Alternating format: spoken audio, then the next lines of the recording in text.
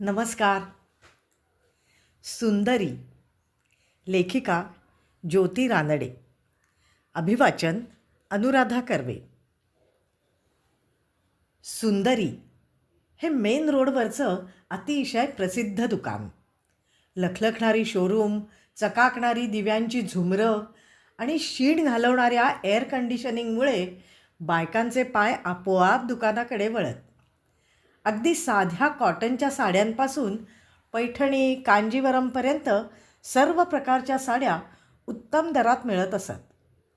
बाहेरच्या काचेतून उभ्या केलेल्या आणि खऱ्या वाटणाऱ्या सडपातळ ललनांच्या सुंदर साड्या बघत लहान मोठे सर्व लोक इथेच थांबत असत.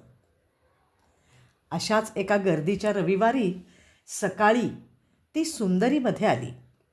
दाराजवळच्या युनिफॉर्ममधल्या दरवानाने काचेचं दार उघडण्यापूर्वी तिला प्रश्न केला, काय हवंय आजी? साड्यांचं दुकान आहे ना, साड्यांसाठी चालली आहे, आजी म्हणाली. दरवानानं तिच्या मोठाली पिवळी फुलं असलेल्या हिरव्या साडीकडे बघत दार उघडलं. अशा शोरूममध्ये तू का आलीस? हा भाव त्याच्या चेहऱ्यावर स्पष्ट दिसत होता. आजी आत गेली. मोठी पिवळी फुलं असलेली बेताची साडी, पायात जुन्या झिजलेल्या चपला आणि केसातून दिसणाऱ्या रुपेरी छटा असलेली आजी पाठीत जरा वाकली होती. हातात एक कापडी पिशवी होती आणि त्यात एक पाण्याची बाटली दिसत होती. दुकानात 4-5 सेल्समन होते आणि जवळजवळ 8-10 सेल्स गर्ल्स होत्या. त्यातले काही जण गिऱ्हाईकाला साड्या दाखवत होते. बेताची गर्दी होती, पण आजीकडे कोणाचंच लक्ष गेलं नाही.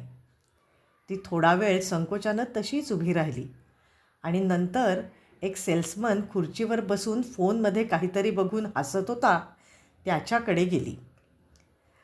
सिल्कच्या साड्या दाखवता का हो? तिनं विचारलं. फोनमधील नजर वर न काढता तो म्हणाला, दुसरा मजला. आजी म्हणाली, जिना चढवणार नाही हो मला, इथंच दाखवा की. त्यांनी त्रस्त चेहऱ्याने तिच्याकडे बघितलं आणि तो म्हणाला, लिफ्ट आहे की तिथे, लिफ्ट घेऊन जा ना बाई. सिल्कच्या साड्या कोणाला हव्यात? तुम्हाला? आणि तो हसला. तेवढ्यात काउंटरवरचा मॅनेजर गायतोंडे त्याला म्हणाला, आधी याचं काम कर रे केशव. म्हणून त्यानं नवीन आलेल्या गिऱ्हाईकाकडे बोट दाखवलं.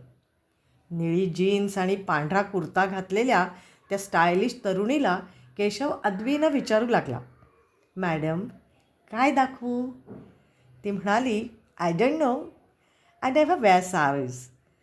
दाखवा प्युअर सिल्क वगैरे. आजी हळूहळू चालत लिफ्टकडे गेली. लिफ्टमधून दुसऱ्या मजल्यावर गेली. वरच्या मजल्यावर काही सेल्समन कामात होते, तर काही आराम करत बसले होते. आजीला बघून न बघितल्यासारखं करणारे बरेच जण होते. आजीला काय करावं समजेना. कुणाचंही तिच्याकडे लक्ष जात नव्हतं. आता मात्र आजीला राग यायला लागला. ती मोठ्यानं म्हणाली, अरे मला कोणी साड्या दाखवेल का? तिथली एक बाई काउंटरवरून म्हणाली, आजी या दुकानात भारीच्या साड्या मिळतात, तुम्हाला कितीपर्यंतच्या साड्या हव्या आहेत? तेवढ्यात एक चुणचुणीत साधारण 38-40 वर्षाची बाई आजीजवळ आली आणि म्हणाली, आजी मी संगीता, या न, काय दाखवू तुम्हाला? आजीनं सिल्कच्या साड्या मागितल्या. तिनं 5-6 सिल्कच्या साड्यांपासून सुरुवात करत करत जवळजवळ 15-20 साड्या दाखवल्या. आजीनं त्यातल्या 2 साड्या निवडल्या. तिनं त्या उलगडून नेसून दाखवल्या. आजीशी गप्पा मारता मारता संगीतानं तिच्या नातीचं लग्न आहे ही माहिती काढली आणि एक ऑफ व्हाईट रंगाची साडी तिनं आजीसाठी निवडली. आजीला ती साडी खूप आवडली. आजीनं ती साडी पण विकत घेतली. आजीने संगीताला विचारलं, अगं तू किती वर्ष इथे काम करतेस?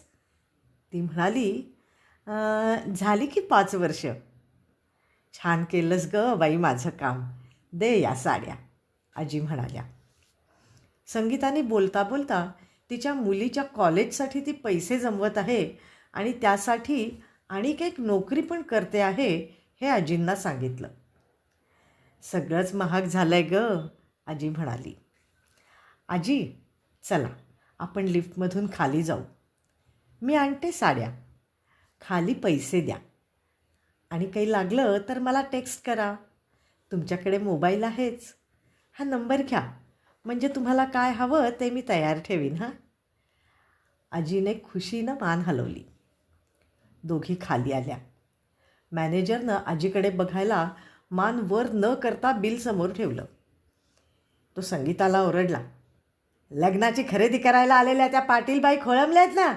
संगीता, जावर, गप्पा मारत बसू नको इथे. आजीला ते वाक्य लागलं. आजी म्हणाली, अहो, ती मला मदत करते ना, कशाला तिला ओरडताय. मॅनेजरने ऐकून न ऐकल्यासारखं केलं. आजी म्हणाली, गायतोंडे साहेब, तुमच्याऐवजी संगीता मॅनेजर हवी बघा.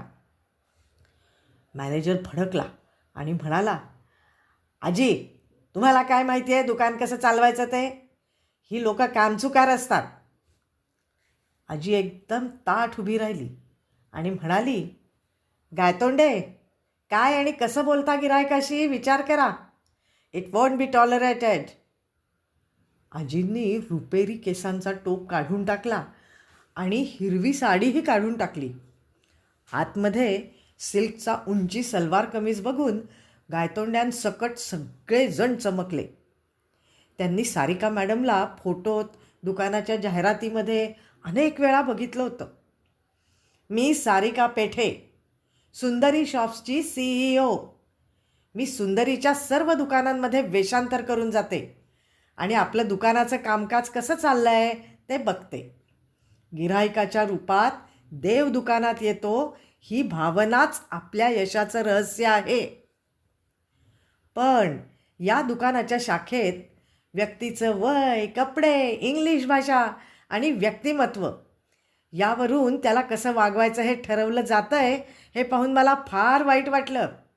गायतोंडे, आजपासून संगीता या दुकानाची मॅनेजर असेल. 25 लोकांच्या स्टाफपैकी फक्त या एका मुलीनं मला योग्य वागणूक दिली. I am so disappointed. Keshav, तुमची आई दुकानात आली तर असेच बोलाल का तिच्याशी? संगीता, मला उद्या सकाळी माझ्या ऑफिसमध्ये येऊन भेट. तुझ्यासारखी माणसं कशी शोधायची ते आपण ठरवू. आणि तुझ्या मुलीच्या कॉलेजची जबाबदारी आता सुंदरी शॉप्सची. 2-2 नोकऱ्या करण्यापेक्षा सगळं लक्ष इथेच दे, म्हणजे तुझं काम याहून उत्तम होऊ शकेल. संगीताने हात जोडले. थँक्यू मॅडम, ती डोळ्यातलं पाणी पुसत म्हणाली. गायतोंडे, केशव, दरवान आणि बाकी सगळेच शरमून मान खाली घालून उभे होते. हे दुकान उघडलं तेव्हाही सरिता मॅडमनी परत परत सांगितलं होतं, गिऱ्हाईकाच्या रूपात देव दारात येतो. तो प्रसन्न झाला की बाहेर जाताना यश मागे ठेवून जातो, हे कधीही विसरू नका.